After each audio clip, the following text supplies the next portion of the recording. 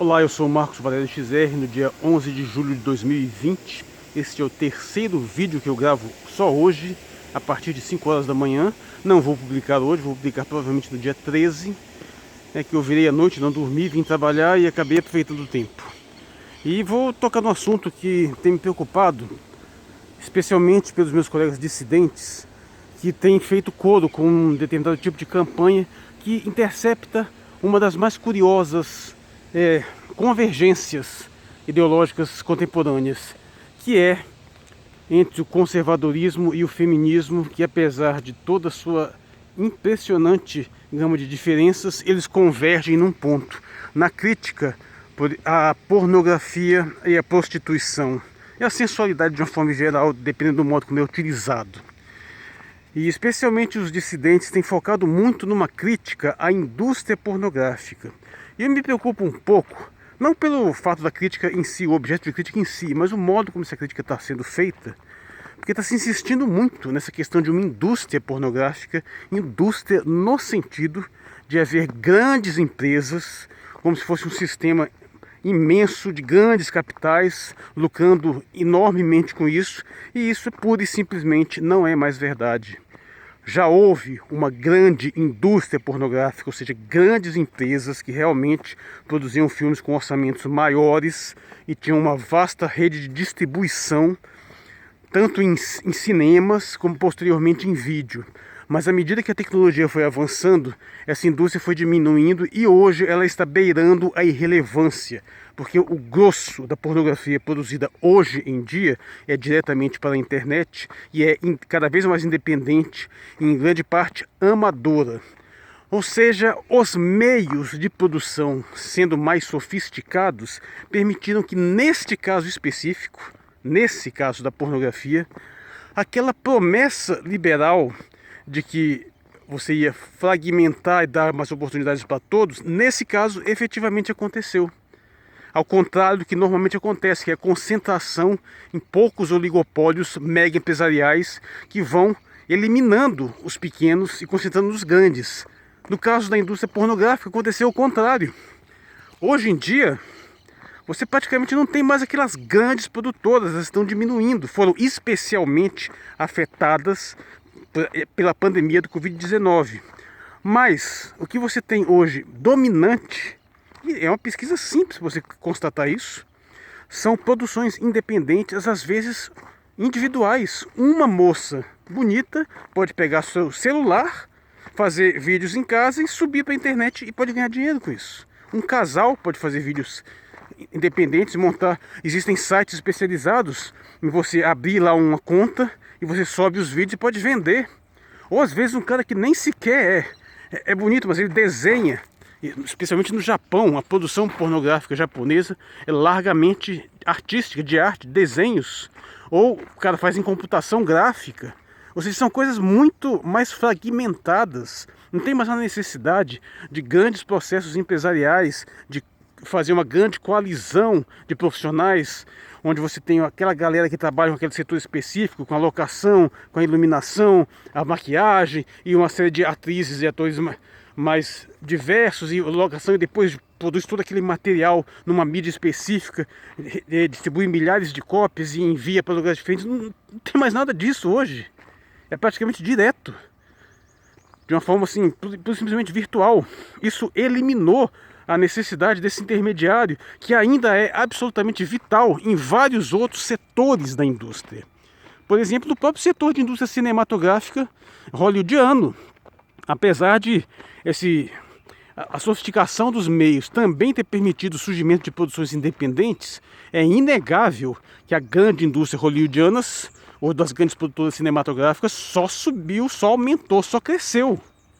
Porque eles ainda lidam com uma cadeia de eventos que permite, que exige essa estrutura toda.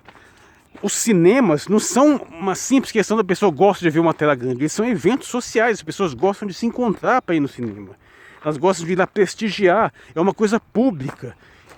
E isso, essa estrutura imensa dos cinemas, da distribuição dos filmes, de filmes que estão sendo cada vez mais celebrados, com grandes atores, com grandes orçamentos, isso tem uma dimensão pública que dificilmente vai ser eliminada, pelo menos tão cedo. Mas o caso pornográfico é o contrário, o consumo de pornografia é preferencialmente privado. Houve uma época que existiam grandes cinemas que exibiam obras pornográficas, mas isso era porque não existiam meios de você consumir esse material de uma forma mais direta. Surgiram os videocassetes e isso já deu uma baqueada nos cinemas pornográficos que não aconteceu com os filmes normais. Ficaram com aquele medo de que videocassetes iam enfraquecer a produção cinematográfica.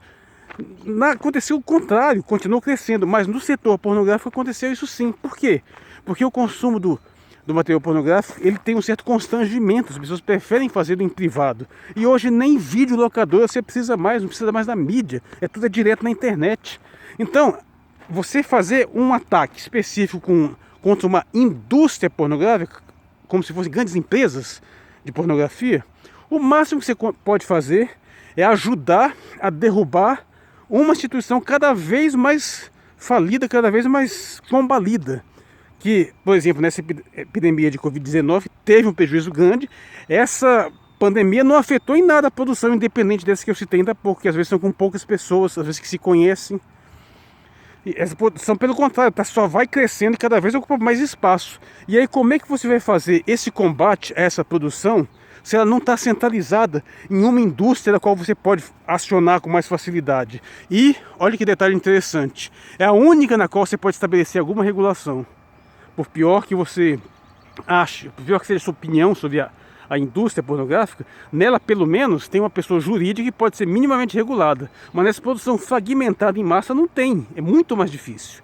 Claro que ainda existem grandes estruturas comerciais dando suporte, a começar principalmente pelos portais de internet que hospedam isso. Mas se for fazer um ataque sistemático, todo mundo sabe, vão surgir outros. Isso acontece com a pirataria até de filmes em larga escala, como por exemplo Pirate Bay. Você derruba e surge outro. E você não vai conseguir ter esse mesmo efeito, porque a pornografia agora está contando basicamente com a internet. Até a produção de revistas pornográficas que se vendiam nas bancas diminuiu, porque não tem mais necessidade, cada vez mais é virtual. Mesmo que você ataque esses portais ou ataque as empresas que ainda são relativamente grandes, vão surgir outras no lugar. E quanto mais evolui os recursos técnicos, você vai ficando cada vez mais fácil produzir essas coisas. Sem contar agora o surgimento de tecnologias novas que te permitem até mesmo embelezar as pessoas por meio de recursos artificiais, que vão ficando cada vez mais sofisticados. Qualquer dia aí até uma pessoa relativamente feia pode usar uma série de filtros para ficar mais bonito e ficar mais interessante. E sim, aqueles que ainda têm mais dinheiro ainda podem fazer produções mais bem cuidadas, isso é fato, não tem como negar que existe uma vantagem para isso. Mas cada vez vai sendo menos necessário, cada vez você tem recursos digitais mais sofisticados que vão tornando isso cada vez mais obsoleto. E vai ficando muito complicado você promover um esforço coordenado para combater essa, entre aspas, indústria que já não é mais uma indústria, é um fenômeno extremamente fragmentado, praticamente individualizado. Como é que você vai fazer isso com coisa que está com uma rede global que se conecta em vários países do mundo, cada um com legislações diferentes? Meu amigo, não tem jeito, não funciona dessa forma. E aí é aquela questão que eu venho insistindo muito. Essa briga, ela não é uma briga, não é uma coisa que você pode começar por ela, porque ela é muito fundamental. Vamos admitir as coisas, você derruba o capitalismo primeiro antes de derrubar a pornografia ou a prostituição. Você derruba civilizações, sistemas políticos, impérios antes de você conseguir afetar essas coisas, porque elas são infraestruturais. Elas se manifestam quando se dão condições mínimas de organização social sob determinados pressupostos que são praticamente universais. Você combater isso, você precisa de uma estrutura monumental, a começar por um Estado muito forte totalitário. Os únicos estados que têm um grau de repressão significativa sobre isso é China, Coreia do Norte, ou seja, que tem estados muito fortes. Enquanto você não tiver isso num país, no Ocidente, não tem como se fazer esse combate. É simplesmente inviável. Sem contar o ônus moral que isso aí implica, que pode ser facilmente invertido. Você se posiciona dessa forma moralista no combate à pornografia. Então é bom que você seja muito sincero e muito bem centrado, porque se acontecer um caso de um flagrante assim que possa desmoralizar, aí você pode derrubar, causar um dano ao movimento. Pior ainda, eu fico muito preocupado com essas coisas que as pessoas ostentam essa virtude toda assim, e que eu sei muito bem que muita gente que está falando, que está corroborando esse discurso, não tem essa conduta pessoal assim não. Então tenta tomar muito cuidado, isso é uma tentação fácil de cair. É tanto essa questão da prostituição quanto da pornografia, coisas nesse sentido. Então essas coisas, esse tipo de combate é um dos últimos. Você precisa ter uma série de elementos desenvolvidos. Você pode começar assim a travar um combate na estrutura cultural. Você não tem como mais enfrentar uma indústria, mas você pode ir disseminando motivos pelos quais você tem que ir combatendo a cultura pornográfica. E aí eu tenho total suporte, porque eu próprio, que já consumi muito material pornográfico ao longo da vida, peguei ojeriza a maior parte desse depois de uma determinada idade, né? Não a todas as formas, existem algumas formas mais soft, mais light, mas tem algumas absolutamente grotescas que realmente eu vejo um treco desse assim, dá vontade de matar um, são horríveis, horríveis. Eu já tomei algumas atitudes individuais de denunciar, de reclamar em alguns determinados portais, mas principalmente contra coisas grotescas, assim, com retratações não só de crianças, mas até de bebês, coisas assim, horríveis. E infelizmente você não tem nenhum meio para você atingir isso. Você só consegue afetar mesmo quando é pedofilia clara, quando é exploração infantil de uma forma mais direta. Mas você, por exemplo, o caso japonês, eles retratam na forma de desenho estupro de crianças, umas coisas assim, de uma forma generalizada, e você não pode fazer nada, não tem legislação contra isso. Tem um afastamento, como é uma retratação artística, parece que você pode romper completamente a correlação com a realidade. Apesar de que é a correlação com a realidade que dá validade estética, entre aspas, para esse tipo de aberração. E como é que você vai fazer essa abordagem? O meu conselho é o seguinte: para começar a fazer esse tipo de luta agora, ele tem que se concentrar nas formas mais graves. Por quê? Porque existem muitas formas de perversão sexual que se manifestam na pornografia em geral, que às vezes não são bem aceitas nem mesmo por outros pornógrafos, né? Então, se você começar a concentrar em coisas mais graves, não só em snuff porn, que é aqueles pornô que às vezes até mata a gente de verdade, mas aqueles que simulam morte, simulam tortura, que é aquele tipo de sadismo perigoso, que se alguém pratica aquilo de verdade pode causar um dano sério. Se você concentrar o ataque inicialmente nesses, aí sim pode ter uma facilidade maior. Não é tão difícil você mobilizar ações e até criar legislações específicas para combater isso mais sistematicamente, como já fizeram em alguns países. Você não consegue bater de frente contra a posição toda, não parece possível, até porque é orgânico demais, mas você consegue atacar alguns elementos específicos mais graves, e nesse sentido eu dou total apoio. Mas fazer um enfrentamento total contra esse fenômeno cultural, entre aspas, né, que não é exatamente cultural, ele realmente é primitivo, são os instintos mais primitivos se manifestando, fazer esse confronto direto, meu amigo, não tem a menor possibilidade, não tem força para fazer isso. Até mesmo os estados totalitários têm dificuldade de conseguir levar isso mais adiante, mas pelo menos já tem uma vantagem, nós não temos. Então lamento muito, mas assim, é um desperdício de tempo e esforço que podia estar sendo dedicado a outras coisas, cuja derrubada é pré-requisito para conseguir fazer esse confronto de uma forma mais direta. E mesmo assim, eu vou dizer, isso não vai ser erradicado nunca. É uma estrutura que, a não ser que se elimine completamente toda a estrutura econômica, até mesmo os países que já romperam mais com o modelo capitalista atual, até mesmo lá você não vai conseguir fazer essa eliminação por completo. É muito infraestrutural, é muito primordial. E para você perceber isso, basta você observar essa curiosa dinâmica entre feminismo e conservadorismo. Por que eles, apesar de divergir em absolutamente tudo, convergem nessa pauta? Isso é um assunto muito interessante que dá muito pano para manga, mas eu tenho uma percepção muito clara. Feministas atacam pornografia e prostituição, e cuidado com a ilusão de que existe uma divergência. Existe uma divergência inicial, mas ela é apenas no primeiro momento. Quando o feminismo ganha mais força e quando se organiza mais, invariavelmente ele vai partir para reprimir. Coisa que o conservadorismo sempre quis fazer, mas feministas fazem com muito mais eficiência. Porque feministas sabem muito melhor do que conservadores o que isso está por trás, o que significa.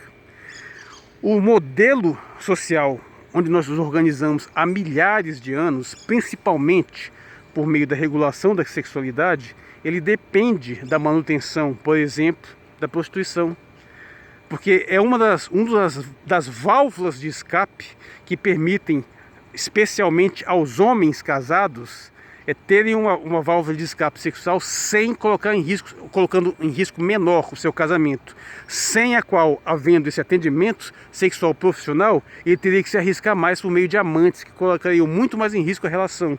Então, meu amigo, doa a quem doer. O fato é que prostituição tem um papel na manutenção do sistema patriarcal e da família tradicional.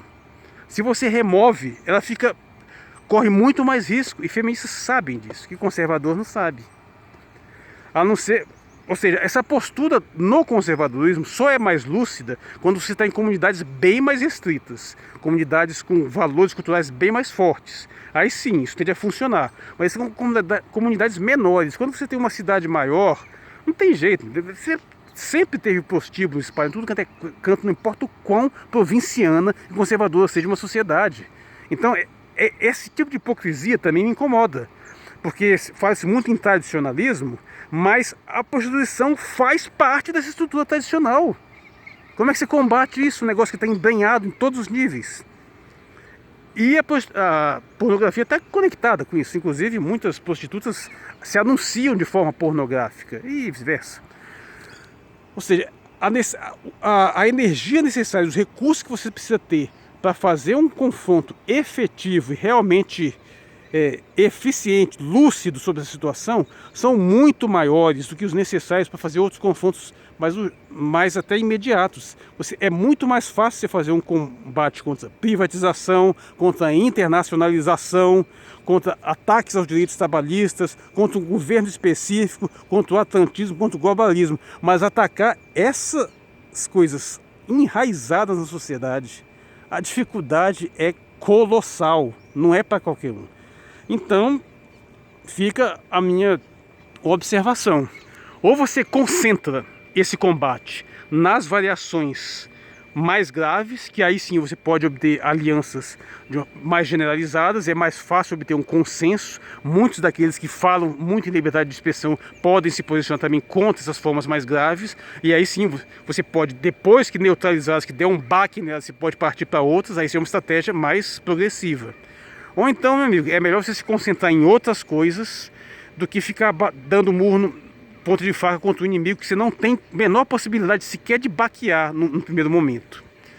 E especialmente não cometendo o erro de atacar uma frente que já está obsoletizada, cada vez mais irrelevante, que é a grande indústria pornográfica. Você chamar essas produções independentes, amadoras, feitas em milhões de casas aí que você nem sabe onde, que às vezes não tem nem uma porra no CNPJ, vendendo coisa virtualmente, e tem quem compre, e sabe que esse negócio transita por aí adoidado.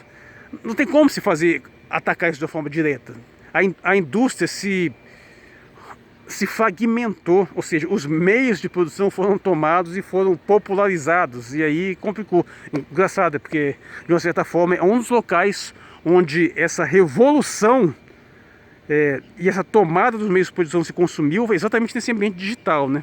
Tanto com grandes softwares de empresas que às vezes vendiam muito caros, que são pirateados e todo mundo começa a ter acesso, quanto esse tipo de produção é muito sensível a esses tipos de softwares, recursos de hardware, de novos métodos de filmagem. Ou seja, aí existiu uma revolução e uma tomada de meios de produção por uma parcela muito mais fragmentada, uma desconcentração de monopólios, ou seja, justamente aquilo que os liberais tinham prometido que aconteceria em outros setores, que não acontece, só acontece aqui. É muito curioso, justamente onde isso de fato ocorreu, é onde esse ataque está tentando se direcionar, e sem nenhuma possibilidade de sucesso. Eu espero ter, especialmente para colegas dissidentes, fazer uma reflexão, inspirar uma reflexão sobre isso, como isso poderia ser feito, se deve ser feito pelo menos nesse exato momento, tanta coisa mais complicada para se preocupar, porque uma empreitada dessa natureza está entre as últimas batalhas que nós podemos travar. Eu sou Marcos Valério Xer e hoje é dia 11 de julho de 2020, provavelmente só subirei esse vídeo daqui a 2 dias. Obrigado pela atenção.